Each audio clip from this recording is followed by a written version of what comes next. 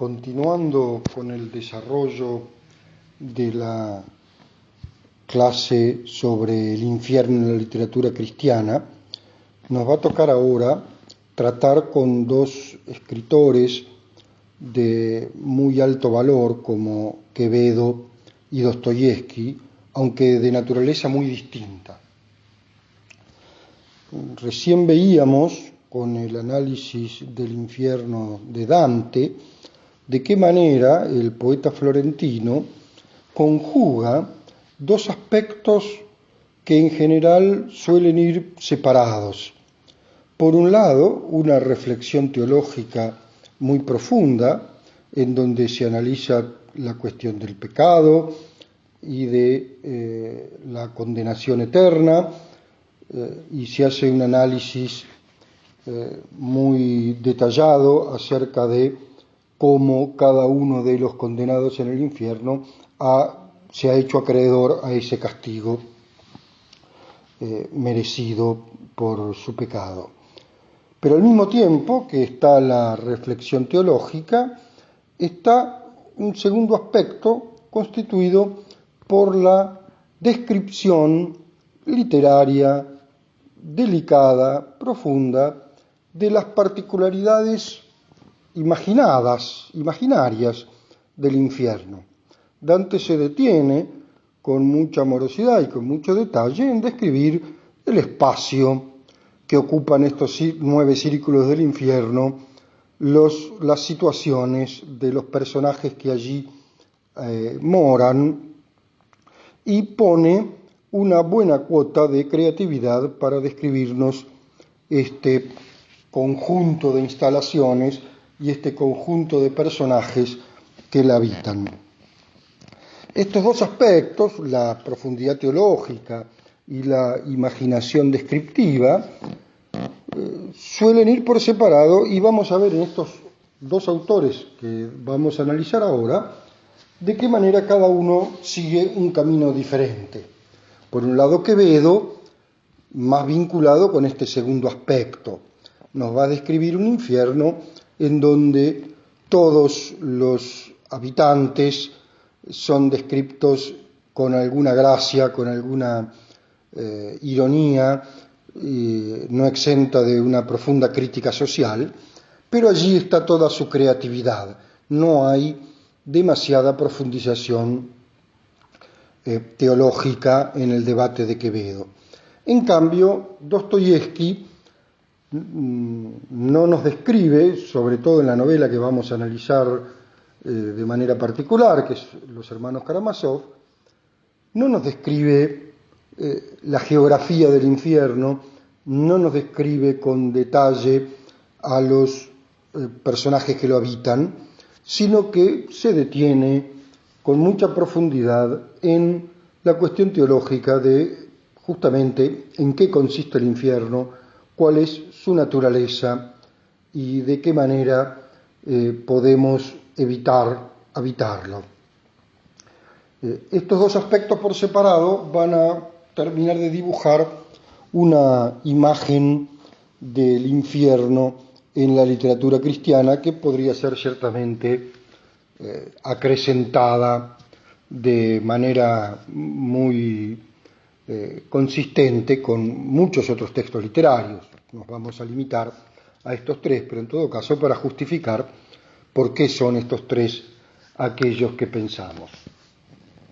Vamos a comenzar entonces con Quevedo, que es un poeta español del fines del siglo XVI y comienzos del XVII, muy profundo, muy interesante, lleno de riquezas, y que reúne en sí 2 tonos bien diferenciados. Por un lado, es un personaje preocupado por el paso del tiempo, por la muerte inminente, por mostrarnos de una manera muy gráfica cómo todo aquello que hacemos no evita de ninguna manera que el final definitivo se acerque. Esta es una característica de su poesía, sobre todo de su poesía en verso. Solo para poner un ejemplo, el conocido soneto, como de entre mis manos te resbalas, o como te deslizas, edad mía, qué mudos pasos traes, oh muerte fría, que con callado pie todo lo igualas. Fíjense, la muerte fría, con callado pie, corre, persigue la juventud, la vida de cada persona, y en el momento menos esperado iguala el paso y alcanza a todos nos alcanza. Es decir, hay allí una hondura filosófica existencial muy remarcable. Feroz de tierra, dirá inmediatamente después, feroz de tierra, el débil muro escalas en que lozana juventud se fía. La muerte, el tiempo, es feroz de tierra, hambriento de tierra, deseoso de alimentarse de tierra, tanto que derriba, asalta la ciudad, las murallas de la ciudad que los jóvenes se forjan a través de los afeites, de los arreglos, de los cosméticos, de la ropa, de los cuidados, para evitar el deterioro del tiempo. Todo lo que hacemos es en vano. Este tiempo avanza inexorable. Bueno, junto con este tono elevado, filosófico, con un análisis acerca del tiempo muy preciso, que se puede ver en muchísimos de sus poemas, va a aparecer otro tono totalmente diferente, gracioso, chocarrero, vinculado con el chiste, con la descripción de algunos personajes de la época, y que suele ser muy efectivo, muy directo, muy soez. Sin ir más lejos, todos aquellos que tenemos una nariz un poquito más que mediana, hemos debido soportar que alguna vez nos recitaran el famoso poema Érase un hombre, una nariz pegado. Bueno, ese es un poema de Quevedo en donde da rienda suelta a el chiste sobre el tamaño de la nariz de algún personaje. Bien, estos son los dos tonos que parecen incompatibles, pero que coexisten en el mismo Quevedo. Se puede ver sobre todo en su abundante producción en verso, pero también en su producción en prosa, que es bastante breve, ya que tiene dos obras muy significativas ambas. Por un lado, el famoso Buscón, un representante de la picaresca española, muy interesante ciertamente, y por otro lado, el libro de los sueños, que contiene 5 sueños distintos, el tercero de los cuales, publicado en el año 1627, el tercero de los cuales es conocido como el sueño del infierno o las saurdas de Plutón. Las saurdas son los establos, los chiqueros de Plutón, este nombre latino del dios griego Hades, como dios de las regiones infernales.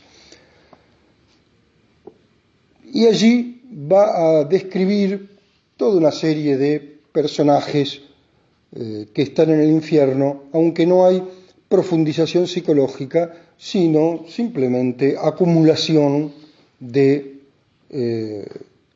profesiones, particularidades, tipos de personajes que viven en esas condiciones.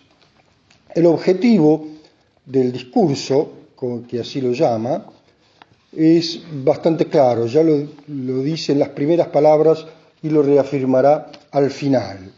Dirá: yo que en el sueño vi tantas cosas, el sueño será el nombre del primero de sus sueños, y que en el alguacilado, que es el segundo, oí parte de las que no había visto, como sé que los sueños, las más veces, son burla de la fantasía y ocio del alma, y que el malo nunca dijo verdad, por no tener cierta noticia de las cosas que justamente se nos esconden, vi, guiado de mi ingenio, lo que se sigue, por particular providencia, que fue para traerme en el miedo la verdadera paz.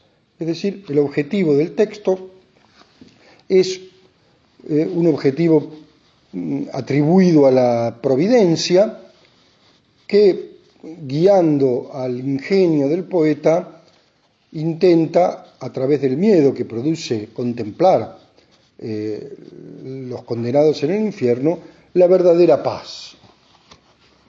Este sería el objetivo individual, por qué vio el sueño.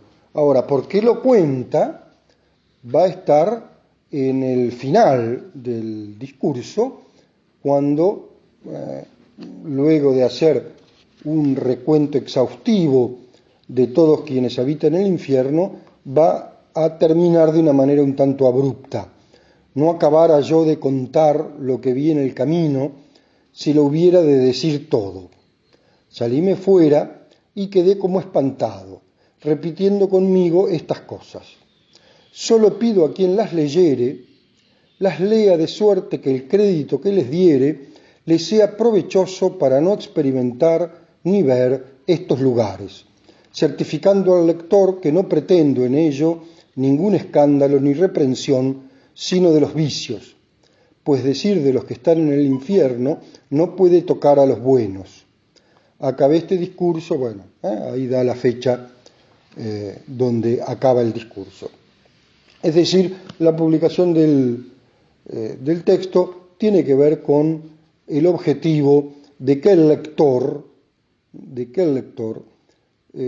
obtenga provecho para no experimentar ni ver estos lugares del infierno. Es decir, hay un fin edificante en todo el diálogo. Ahora, esta característica de no acabar yo de contar, porque empieza a describir uno tras otro todos los que habitan el infierno, esta característica va a estar también en el principio cuando hace una especie de raconto de todos aquellos que habitan el infierno. Y después se va a detener en algunos en particular.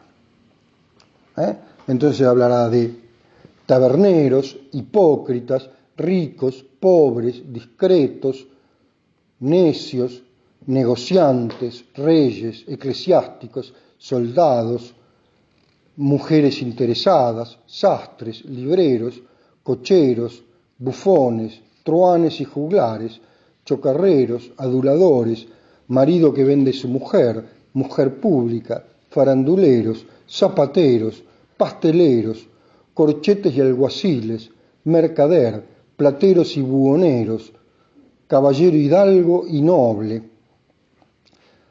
dueñas, padres que dejan ricos a sus hijos, necios que dicen, oh, quién hubiera, los que abusan de la misericordia de Dios, tintoreros, cornudos, sodomitas, viejas, muertos de repente, boticarios, barberos, zurdos, mujeres feas y que se pintan, sabios y doctos, escandalosos, taberneros, judas, diablos, dispenseros, mujeres hermosas y malos letrados, malas mujeres, escribanos, alguaciles, enamorados, pensique, amor, poetas, los que no saben pedir a Dios, los que no cumplen los votos y promesas, hijos que no se acuerdan de sus padres muertos, ensalmadores y saludadores, astrólogos y alquimistas, corchetes, sastres, alquimistas, astrólogos, supersticiosos, quirománticos, geométricos, mujeres hermosas, los vicios, herejes antes de Cristo, inmortalidad del alma, herejes después de Cristo, Mahoma, que parece ser el único personaje particular, aunque después también incluirá a Lutero y la impugnación de sus errores, y Lucifer y su galería, con los emperadores, reyes, el aposento de Lucifer que hay en él, los alguaciles, coronistas, los pesquisidores, las doncellas, demandadores y madres postizas. Es decir, es una lista muy larga de personajes, ninguno, o prácticamente ninguno, descrito con nombre y apellido, sino que todos representan a un conjunto. Son los sastres, son los taberneros, son los cocheros, son las mujeres feas y que se pintan. El tema de las mujeres parece que también lo tenía bastante perturbado a Quevedo, ya que en numerosos pasajes hace alusión a distintos tipos de mujeres. Pero todos son grupos, grupos con los que se encuentra, no hay voces individuales, no hay profundización psicológica, hay esto de lo cual luego va de algún modo a arrepentirse en el final cuando señala que no reprende a la profesión en sí, sino al vicio, aunque parece ser que el vicio es siempre parte de la profesión misma. Bueno, el diálogo comienza con una parte muy descriptiva, con el tradicional sueño, la entrada al sueño y los dos caminos, las dos sendas que nacían de un mismo lugar y una se iba apartando de la otra como que huyesen de acompañarse. ¿Sí? La famosa Y en donde se encuentra el poeta teniendo que elegir la senda de mano izquierda o de mano derecha. Una, ciertamente, es la que lleva camino al cielo, otra es la que lleva camino al infierno. La que lleva camino al cielo es estrecha, difícil de transitar, no permite el acompañamiento, no permite ir en coche, no permite ir a caballo, y la particularidad es que todos los que van por esa senda miran hacia adelante, ninguno de ellos mira hacia atrás. En cambio, el camino del infierno va a estar lleno de acompañamiento mucho más atractivo.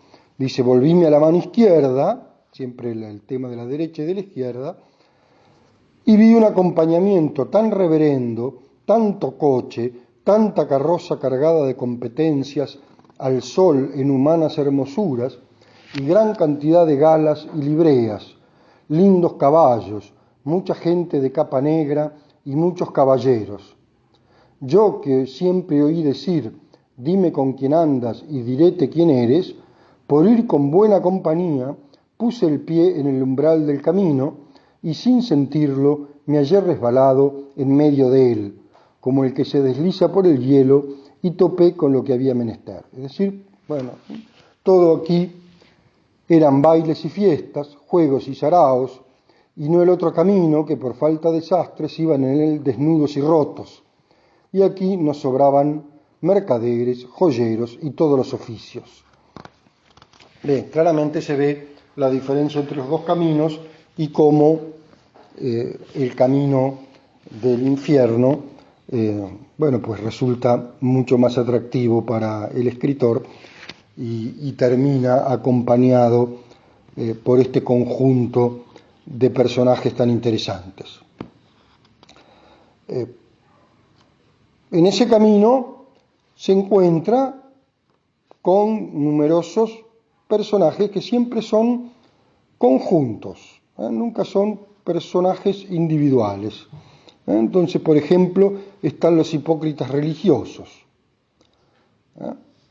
Vi una senda por donde iban muchos hombres de la misma suerte que los buenos, y desde lejos parecía que iban con ellos mismos. Y llegado que hube, vi que iban entre nosotros. Estos me dijeron que eran los hipócritas, gente en quien la penitencia, el ayuno, que en otros son mercancía del cielo, es noviciado del infierno. Bueno, y luego va a detenerse en describir profesiones, oficios muy particulares, muy particulares. Los sastres, por ejemplo, reciben una condenación muy grande. El propio diablo se sorprende de que solo lleguen 100 sastres en una partida. No pueden ser tan pocos, dirá uno de los diablos. La menor partida que habemos recibido ha sido de 1800. Es verdad que estamos por no recibirlas. Lo mismo los boticarios. Si hay boticarios, vamos al infierno, indudablemente. Particularmente me interesó ver el tema de los libreros. ¿Por qué los libreros van también en conjunto al infierno? Resulta bastante cómico cómo lo presenta. Volví a la vez los ojos, casi tan medroso como ellos, y hablóme un hombre que, por las tinieblas, no pude divisar más de lo que la llama que le atormentaba me permitía. Nuevamente acá vemos cómo se unen en el cielo la llama que nos describía Milton como particularidad del infierno con la tiniebla. El fuego del infierno es un fuego particular que no calienta ni ilumina. No me conoce, me dijo. Yo lo iba a decir y prosiguió tras su nombre. El librero, pues yo soy. ¿Quién tal pensara? Y es verdad, Dios, que yo siempre lo sospeché, porque era su tienda el burdel de los libros, pues todos los cuerpos que tenía eran de la gente de la vida, escandalosos y burlones. Un rótulo que decía, aquí se vende tinta fina, papel batido y dorado, pudiera condenar a otro que hubiera menester más apetitos por ello. ¿Qué quiere?, me dijo viéndome suspenso, tratar conmigo estas cosas. Pues es tanta mi desgracia que todos se condenan por las malas obras que han hecho, y yo y algunos libreros nos condenamos por las obras malas que hacen los otros, y por lo que hicimos barato de los libros en romances y traducidos de latín, sabiendo ya con ellos los tontos lo que encarecían en otros tiempos los sabios, que ya está el lacayo latiniza y hallarán a Horacio en castellano en la caballeriza. ¿Sí? El motivo de la condenación de los libreros, contrariamente de lo que uno podría esperar hoy en día, es que venden barato, que ponen al alcance de todos lo que solo debiera estar en manos de los sabios. Los cocheros constituyen una profesión que puede sonarnos rara para nosotros. Ya no hay más cocheros, pero bueno, tal vez los taxistas o los remiseros puedan sentirse identificados. ¿Qué causa hay para que estos penen aquí?, dije. Y tan presto se levantó un cochero viejo de aquellos, barbinegro y malcarado, y dijo, Señor, porque siendo pícaros, nos venimos al infierno a caballo y mandando. Aquí le replicó el diablo, ¿y por qué calláis lo que encubristeis en el mundo, los pecados que facilitasteis y lo que mentisteis en un oficio tal vil? Parece que el oficio es vil porque el cochero tiene que guardar austero silencio acerca de aquellos que lleva en el coche, y los pecados cometidos gracias a ese traslado, pues deben ser pagados luego en el cielo por la inacción del cochero. Bueno, la lista es larga, zapateros, pasteleros, están todos allí siempre en conjunto, siempre en conjunto. Parece haber un chiste siempre respecto de las profesiones, esto de que los libreros aducen que mientras todos se condenan por sus obras, los libreros se condenan por las obras de otros. Habrá en este sentido un interesante diálogo entre ladrones y prostitutas, en donde la prostituta dice el ladrón se condena por quitarle lo propio a los demás y nosotras nos condenamos por darle lo propio a los demás. Son pecados contrarios, ciertamente constituyen chistes. Sin embargo, hay siempre algún aspecto moralizante que debe ser destacado. Por ejemplo, cuando habla de los mercaderes, dirá, mas ¿quién duda que la oscuridad de sus tiendas les prometía estas tinieblas? Gente es esta, dijo al cabo muy enojado el diablo, refiriéndose a los mercaderes, que quiso ser como Dios, pues pretendieron ser sin medida.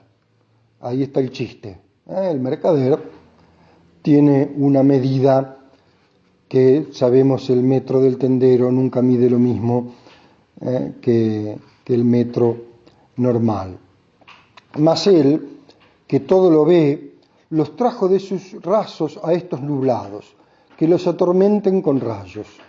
Y si quieres acabar de saber cómo estos son los que sirven allá a la locura de los hombres, juntamente con los plateros y buhoneros, has de advertir que, si Dios hiciera que el mundo amaneciera cuerdo un día, todos estos quedaran pobres, pues entonces se conociera que en el diamante, perlas, oro y sedas diferentes, pagamos más lo inútil y demasiado y raro que lo necesario y honesto.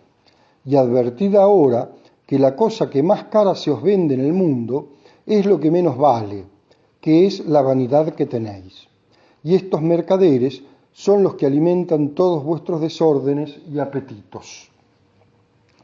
Bueno, este es el aspecto moralizante. Bueno, el famoso tópico de la vanidad del mundo, de la vanidad de los bienes materiales, que los mercaderes comercian con ellos.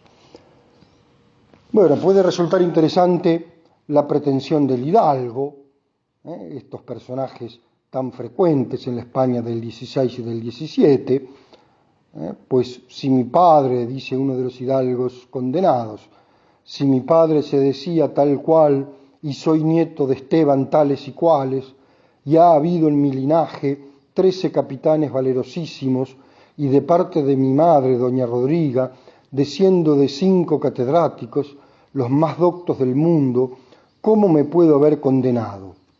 Y tengo mi ejecutoria, y soy libre de todo, y no debo pagar pecho. Pues pagad espalda, le dijo un diablo.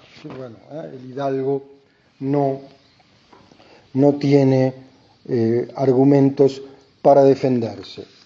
Bien, podríamos continuar, la lista es larga, como vieron ustedes. En todos los casos está esto, el chiste lingüístico sobre todo, y algún aspecto ligeramente moralizante aquí y allí.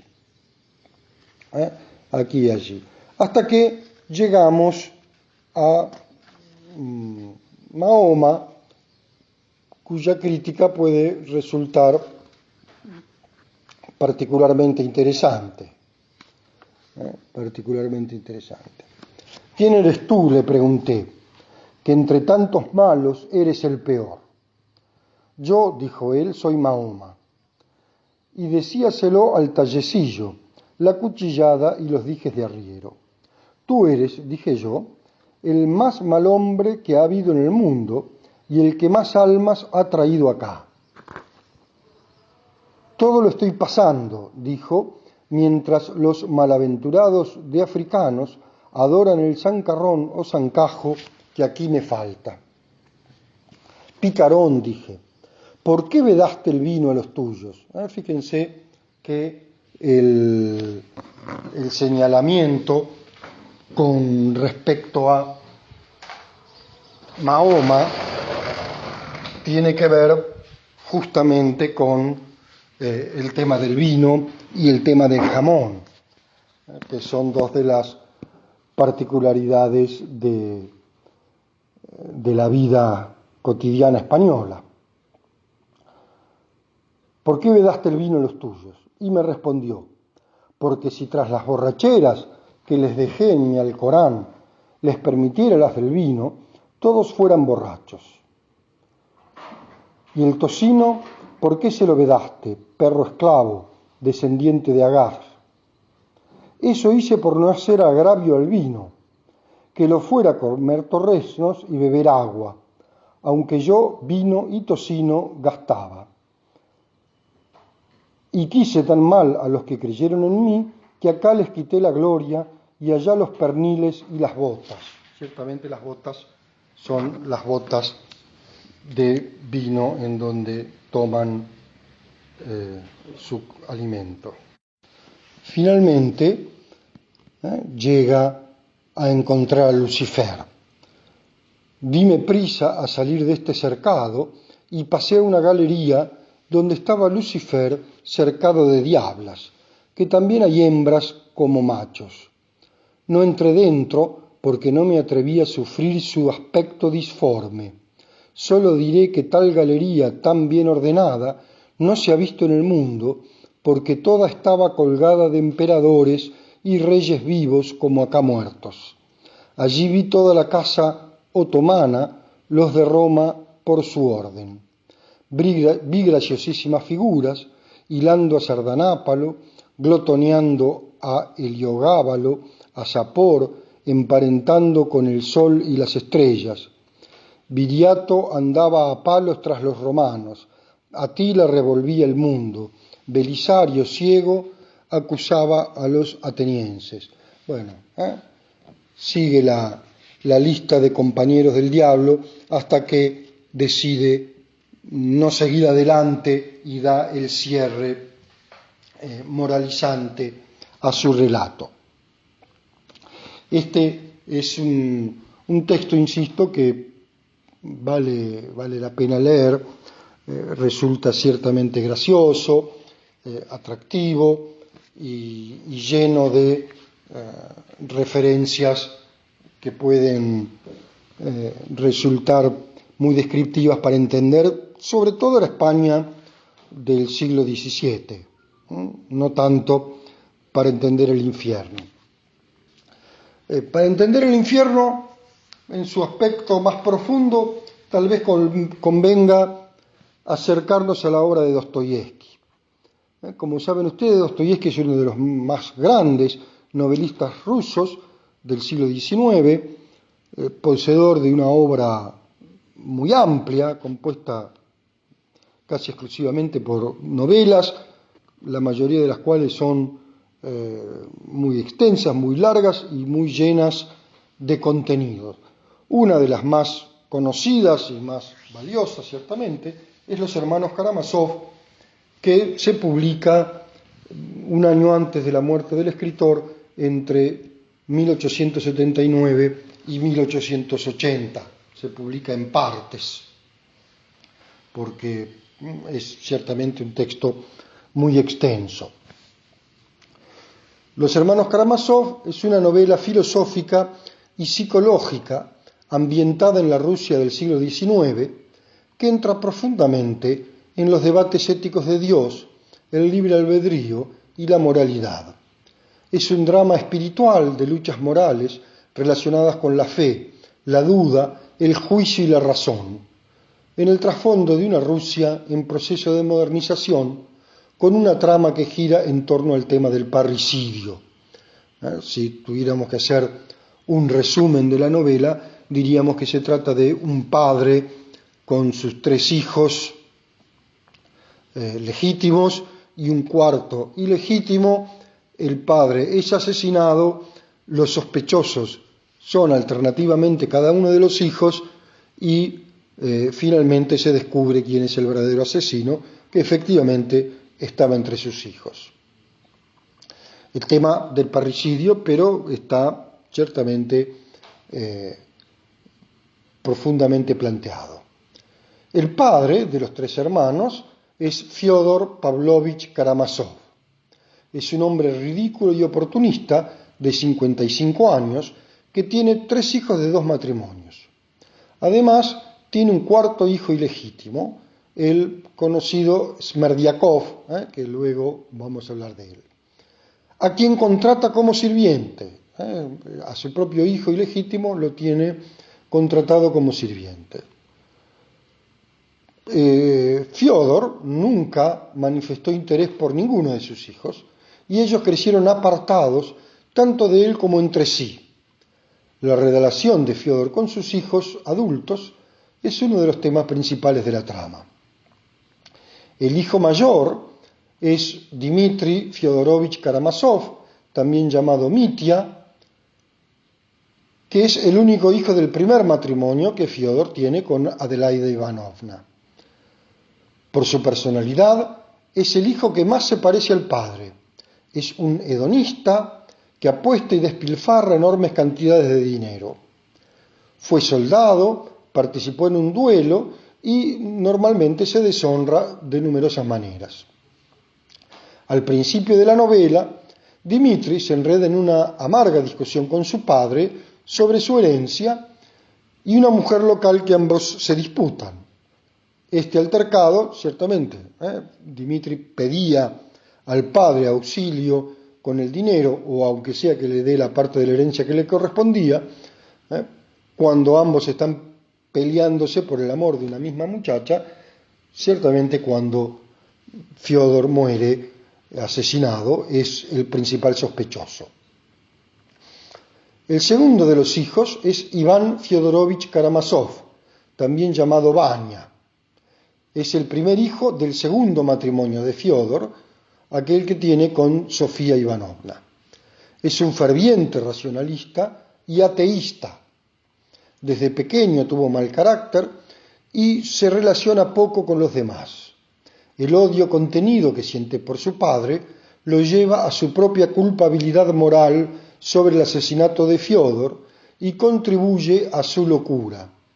Algunos de los pasajes más conocidos de la novela involucran a Iván, entre ellos el capítulo Rebelión, el famoso poema El Gran Inquisidor, que recomiendo ciertamente leer, y su pesadilla sobre el diablo en el libro 11. Esta es una pesadilla también muy importante, ya que Iván, en esta posición racionalista y ateísta, va a argumentar respecto de la moral y va a ser el responsable inmediato de la muerte del padre y de la posterior muerte de Smerdiakov. Pero después no puede soportar la conciencia y termina loco y tiene justamente en el último momento una pesadilla, una alucinación en donde se le presenta el diablo y se burla. Aunque no es de esta escena, podríamos comentar esta escena, pero no es de esta escena de la que vamos a hablar particularmente ahora. El tercero de los hijos es Alexei Fyodorovich Karamazov, también llamado Alioshka. Es el más pequeño de los hermanos Karamazov, segundo hijo de Fiódor con Sofía Ivanovna. En el primer capítulo, y esto va a ser crucial, el narrador lo identifica como el héroe de la novela. Alioshka es un novicio en un monasterio local. Sus creencias religiosas lo convierten en el contrapunto de su hermano Iván. El monje principal del monasterio, en donde vive, Zósimo, lo envía a la ciudad y posteriormente se enreda en los detalles de la disfunción de su familia. Y este personaje Zósimo va a ser muy importante, ya que su relato es el tema que vamos a comentar particularmente. Decíamos, el libro 11 de la novela es central para comprender el conflicto involucrado. Allí se narra la influencia destructiva de Iván Karamazov sobre aquellos que están alrededor de él y su caída en la locura. En este libro, Iván se reúne 3 veces con Smerdiakov, el hijo ilegítimo de su padre.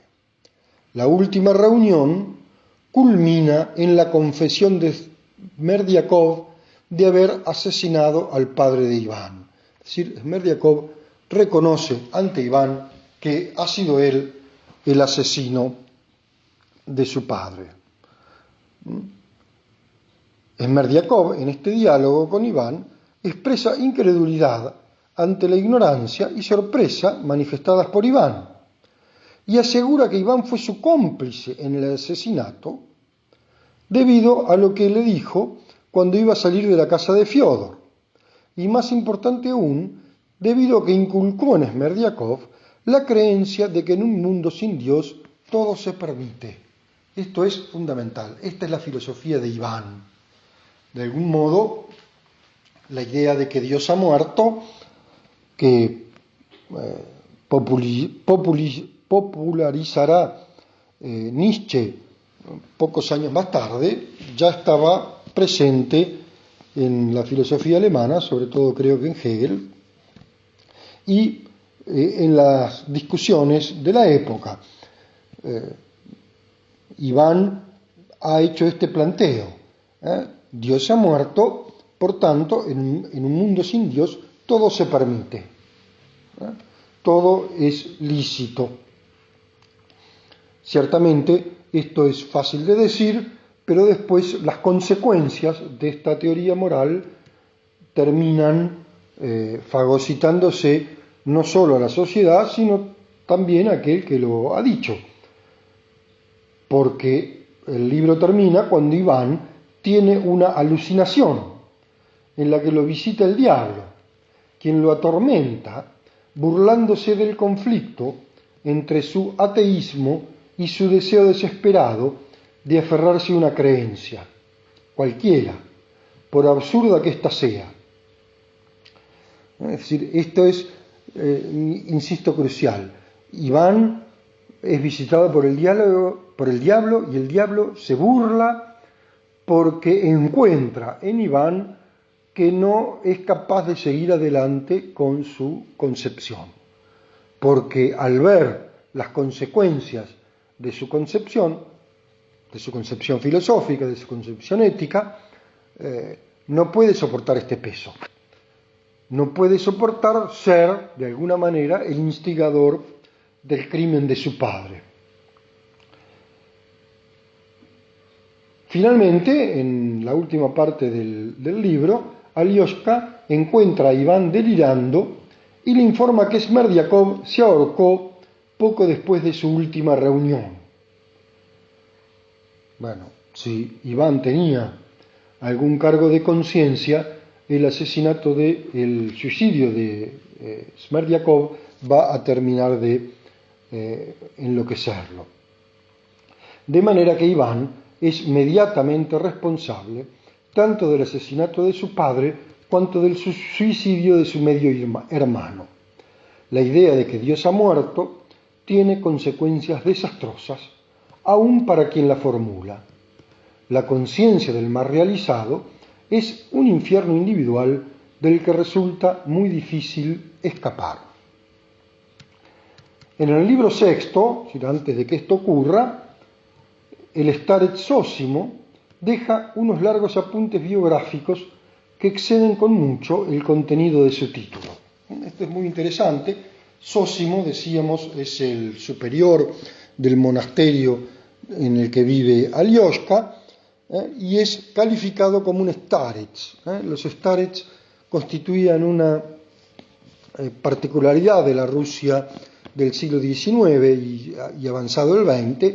Son monjes generalmente ancianos que tienen entre el pueblo fama de santidad y que se les atribuyen dones proféticos y curativos. La historia de Rusia está llena de estos personajes como los starecs, como Zósimo.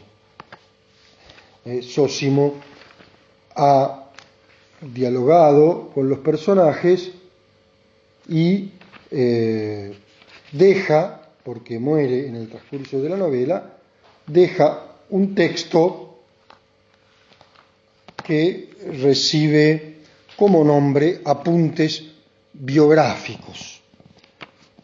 Ese texto es bastante extenso y decimos excede el carácter de un apunte biográfico porque tiene aspectos de la vida del Starets, pero tiene otras reflexiones teológicas mucho más consistentes. Estos apuntes han sido casi unánimemente considerados por los críticos como un agregado insustancial que podrían perfectamente quitarse de la novela. Evidentemente no se ha comprendido la profundidad del pasaje. Baste decir que el último capítulo de estos apuntes lleva por título Del infierno y el fuego infernal, reflexión mística. Constituye el perfecto equivalente de la alucinación diabólica de Iván. Y sobre este capítulo de su vida vamos a reflexionar algún segundito, ya que el Starets reflexiona sobre el infierno y el fuego infernal de una manera mística. Y ahí define qué es verdaderamente el infierno, y esta reflexión acerca de qué es el infierno hace contrapunto a la ética de Iván y explica también de alguna manera la locura de Iván. Comenzará diciendo el capítulo correspondiente: Padres y maestros, pienso, ¿qué es el infierno? Discurro así: dolor por no poder ya amar. Fíjense la definición. El infierno es el dolor por no poder ya amar. Es ciertamente una definición subjetiva, pero que está llena de hondura. Sobre todo porque la pone en el contexto de la historia de la salvación. Diré inmediatamente: una vez en la vida infinita, sin medida ni tiempo ni espacio, fue este mundo de Dios. No hay allí ni límite, ni medida, ni tiempo, ni espacio. Fuele dado a cierto ser espiritual poder decirse: yo soy y amo. Una vez, solo una vez, le fue dado un momento, amar la actividad viva, y a ese fin fuele asignada una vida terrena y con ella un tiempo y un plazo. Este es el momento en que cada uno de nosotros nace. Se nos asigna desde la entraña de Dios un tiempo y un plazo para que realicemos el acto de amar. ¿Y qué pasó? ¿Qué pasó con este ser espiritual que se encarnó? Pues que rechazó esa dichosa criatura un don inestimable. No supo apreciar, no le tuvo apego, lo miró con burla y se volvió insensible. Ya así, al salir de esta tierra, vio el seno de Abraham y conversó con Abraham, según se nos dice en la parábola del rico y Lázaro. Es decir, el hombre desaprovechó la oportunidad de amar y cuando muere y va al lugar del juicio, se encuentra en la misma situación que el rico y Lázaro.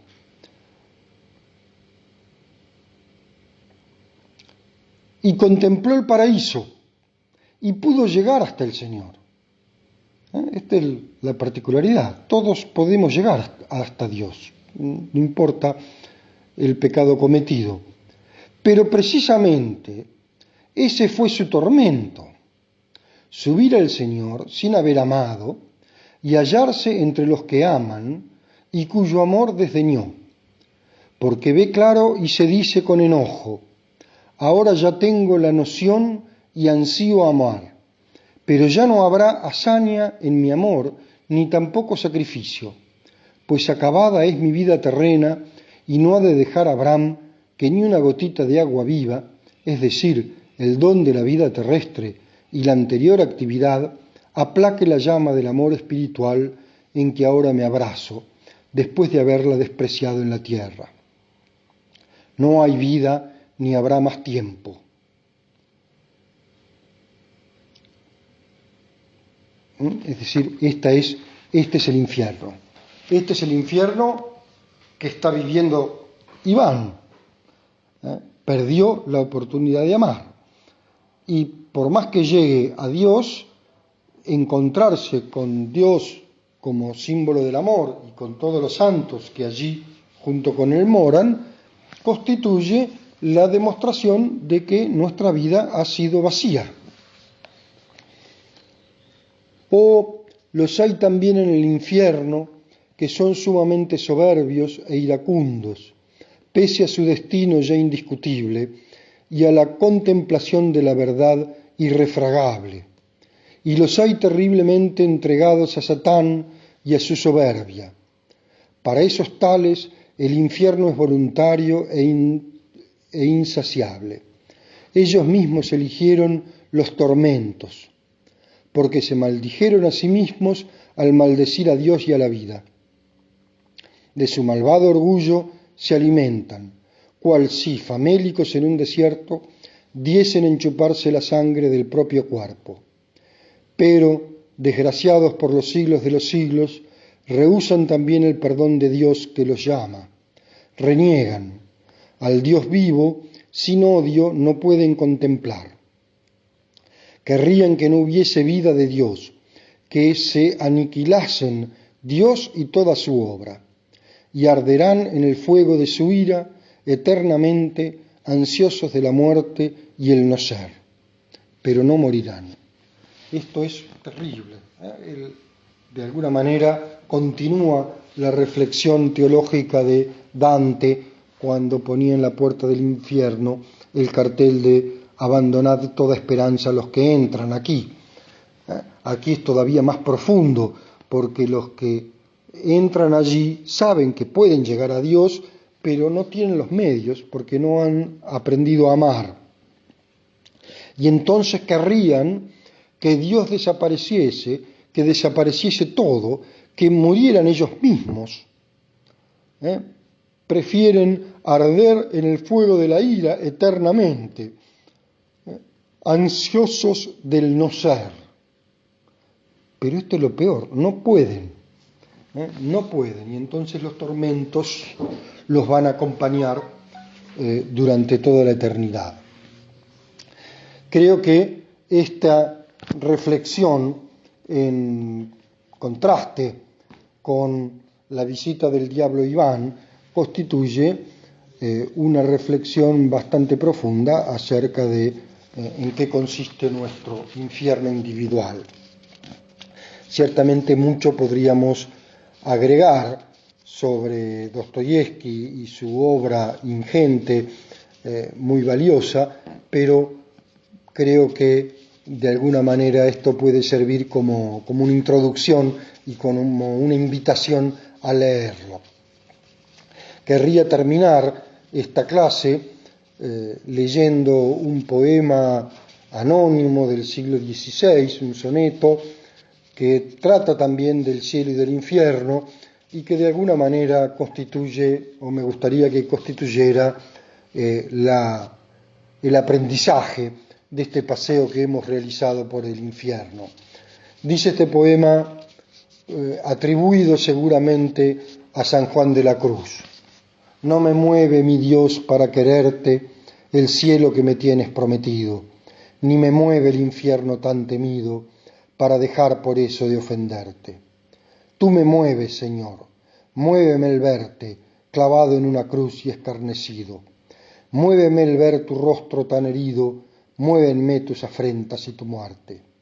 Muéveme, en fin, tu amor, y en tal manera que aunque no hubiera cielo yo te amara, y aunque no hubiera infierno te temiera. No me tienes que dar porque te quiera, pues aunque lo que espero no esperara, lo mismo que te quiero te quisiera. Sabemos que nos espera el cielo o el infierno. Lo que no debemos olvidar nunca es que el amor a Dios tiene que estar en el principio de todas nuestras acciones. Muchas gracias. quiero despedirme de todos agradeciendo nuevamente a la Fundación Santa Ana y a los organizadores del curso por esta oportunidad y a todos los que han tenido el tiempo y las ganas de escuchar este paseo por el infierno. Muchas gracias y espero que nos encontremos en alguna oportunidad.